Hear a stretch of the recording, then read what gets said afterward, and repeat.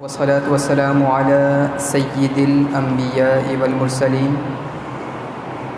أما بعد فأعوذ بالله من الشيطان الرجيم بسم الله الرحمن الرحیم۔ آج کی تراویح میں قرآن مجید فرقان حمید کا 25واں پارہ ہم نے سماعت کیا۔ اس پارے میں سورہ حامیم کی آیت نمبر 51 میں اللہ تبارک و تعالیٰ نے ارشاد فرمایا کہ جب ہم انسان پر کوئی انعام کرتے ہیں تو وہ منہ پھیر لیتا ہے اور پہلو بچا کر ہم سے دور ہونے کی کوشش کرتا ہے، دور ہو جاتا ہے، اور جب اس پر کوئی مصیبت آتی ہے، مشکل آتی ہے تو پھر وہ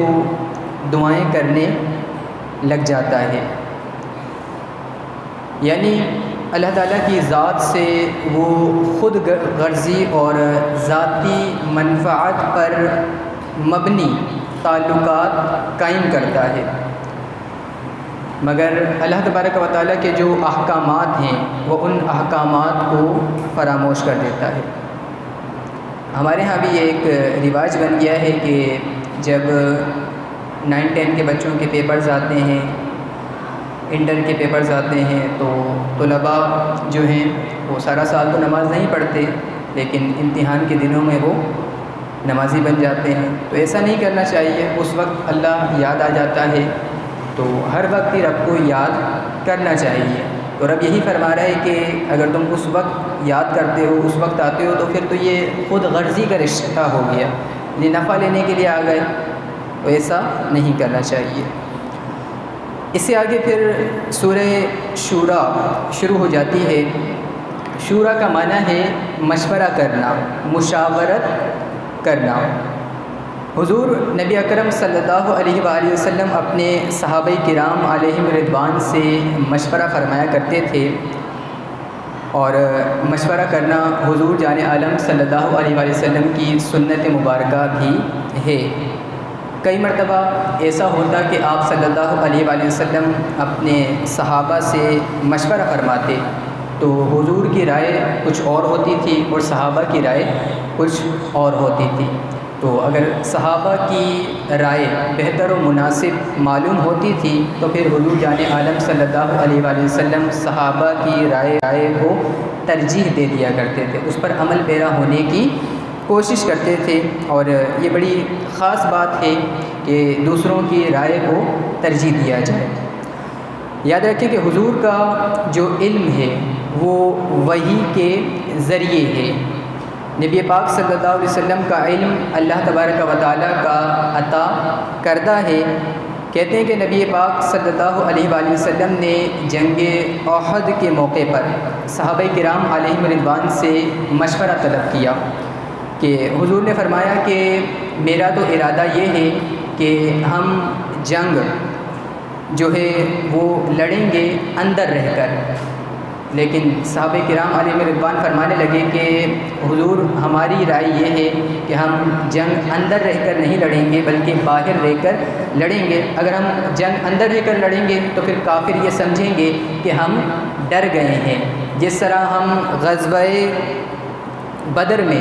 صرف 313 تھے تو 313 ہم نے ان کافروں کو بھگا دیا تھا، تو اب تو ہم 1000 کے قریب ہیں، تو اب بھی ہم انہیں بھگا دیں گے اور شکست سے دوچار کر دیں گے، تو اب ہم باہر جنگ لڑیں گے۔ تو کہتے ہیں کہ حضور نبی کریم صلی اللہ علیہ وسلم نے فرمایا کہ ٹھیک ہے، تمہارا مشورہ میں قبول کرتا ہوں۔ تو کہتے ہیں کہ جب جنگ لڑی گئی تو اس جنگ میں مسلمانوں کو کافی نقصان ہوا، کافی تکلیف پہنچی، لیکن کہیں بھی یہ حوالہ نہیں ملتا، یہ بات نہیں ملتی کہ حضور جان عالم صلی اللہ علیہ وآلہ وسلم نے اپنے صحابہ سے یہ بات ارشاد فرمائی ہو کہ میں نے تو تمہیں کہا تھا کہ اندر لڑیں گے باہر نہیں لڑیں گے، تو ایسا کہیں بھی نہیں ملتا۔ تو ہم لوگ بھی جب رائے کسی سے طلب کر رہے ہوتے ہیں تو سامنے والے کی رائے ایک دفعہ قبول کر لیتے ہیں، لیکن اگر ہمیں اس میں نقصان ہوتا ہے تو پھر ہم سامنے والے کو کہتے پھرتے ہیں۔ تو یہاں سے ایک سبق ملتا ہے کہ ہمیں ایسا نہیں کرنا چاہیے، رائے کو قبول کرنے کی کوشش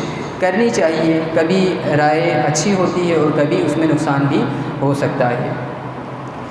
پھر اس سے آگے آیت نمبر 10 سے اختلاف کی صورت میں اللہ تبارک و تعالیٰ کی طرف رجوع کرنے کا بیان ہے، یعنی فرمایا جا رہا ہے کہ جب تمہارے حالات بہت زیادہ خراب ہو جائیں، جب تم مشکلات میں پڑ جاؤ، تو یہاں بات سمجھائی جا رہی ہے کہ اپنے رب کی بارگاہ میں حاضر ہو جاؤ اور یوں دعا کرو، یا اللہ میرے لیے ہدایت کا رستہ واضح فرما۔ تو جب بندہ اپنے رب کی بارگاہ میں آتا ہے، رب بھی اس پر کرم فرماتا ہے۔ اس سے آگے بتایا گیا کہ جو آخرت کی جزا کے طلبگار ہیں، جو چاہتے ہیں کہ ہمیں آخرت میں ثواب ملے، تو ان کے لیے آخرت کی نعمتوں میں اضافہ ہوگا، اور جو صرف دنیا کے طلبگار ہیں تو فرمایا کہ ان کے لیے آخرت میں کوئی بھی حصہ نہیں ہوگا۔ مثال کے طور پر ایک بندہ صبح سویرے دکان کھولتا ہے اس نیت سے کہ آج میں بڑا مال کماؤں گا، آج میں بڑا پیسہ جمع کروں گا، تو اس نے صرف دنیا حاصل کرنے کے لیے دکان کھولی اور مال جمع کیا، تو آخرت میں ایسے شخص کے لیے کوئی بھی حصہ نہیں ہے۔ اسی طرح دوسرا شخص یہ نیت کر کے دکان کھولتا ہے کہ آج میں رزق حلال کماؤں گا، اور رزق حلال کما کے پھر جو مجھے پیسہ حاصل ہوگا اس پیسے سے میں اللہ کے غریب بندوں کی مدد کروں گا، تو اس نے ایک اچھی نیت سے دکان کھولی اور مال کمایا، تو کہتے ہیں کہ آخرت میں اس شخص کے لیے ایک اچھا حصہ شامل ہو جائے گا۔ تو ہم بہت سی نیتیں کرتے ہیں، بہت سے ارادے کرتے ہیں، تو صرف دنیاوی نیتیں نہیں ہونی چاہیے، آخرت کی بھی نیت کر لیں، دینی نیت بھی کر لیں، تو انشاءاللہ اس سے بہت زیادہ فائدہ ہمیں ہوگا۔ پھر اس سے آگے آیت نمبر 67 میں بیان فرمایا گیا کہ دنیا میں جو منکرین ایک دوسرے کی دوستی کا دھم بھرتے ہیں، کہتے ہیں کہ ہم بڑے پکے دوست ہیں، تو ان کے لیے فرمایا گیا کہ یہ قیامت میں ایک دوسرے کے بہت سخت دشمن بن جائیں گے، یعنی ایک دوسرے کے خلاف سلطانی گواہ بنیں گے۔ ایک کہے گا ان میں کہ اس نے مجھے گمراہ کیا، اور دوسرا ان میں کہے گا کہ اس نے مجھے گمراہ کیا۔ تو فرمایا کہ الاخلاء یومئذ بعضهم لبعض عدو الا المتقین، یعنی اللہ تبارک و تعالیٰ اس آیت میں فرما رہا ہے کہ اس دن لوگ گہرے دشمن بن جائیں گے، لیکن جو متقی ہیں ان کی دوستیاں قیامت کے دن بھی قائم رہیں گی۔ تو جن لوگوں کے ساتھ آپ کا دینی تعلق ہے تو قیامت میں ان لوگوں کے ساتھ آپ کا تعلق پھر بھی قائم رہے گا۔ کہتے ہیں کہ نبی پاک صلی اللہ علیہ وآلہ وسلم ایک مرتبہ مسجد میں تشریف فرما تھے، تو آپ کے سیدھے ہاتھ پر حضرت ابوبکر صدیق تھے، آپ نے ان کا ہاتھ پکڑا، اور الٹے ہاتھ کی جانب حضرت عمر رضی اللہ تعالیٰ عنہ کا ہاتھ پکڑا۔ جب آپ مسجد نبوی کے صحن میں تشریف لے گئے تو ایک صحابی کہنے لگے کہ سبحان اللہ کیا بات ہے، تو حضور نے ارشاد فرمایا تمہیں یہ انداز پسند آیا؟ تو اس نے کہا جی حضور بڑا پسند آیا۔ تو آپ صلی اللہ علیہ وآلہ وسلم نے اس وقت فرمایا کہ جب قیامت میں جنت میں جاؤں گا تو تب بھی اس طرح سے ہی ان لوگوں کے ساتھ جنت میں داخل ہوں گا۔ تو دینی لوگوں کے ساتھ تعلق قائم کریں تو انشاءاللہ قیامت میں بھی ان کا ساتھ ہوگا۔ اللہ تبارک و تعالیٰ سے دعا ہے کہ ہمیں دینی لوگوں کے ساتھ تعلق قائم کرنے کی توفیق عطا فرمائے، آمین۔ وما علیہ الا البلاغ المبین۔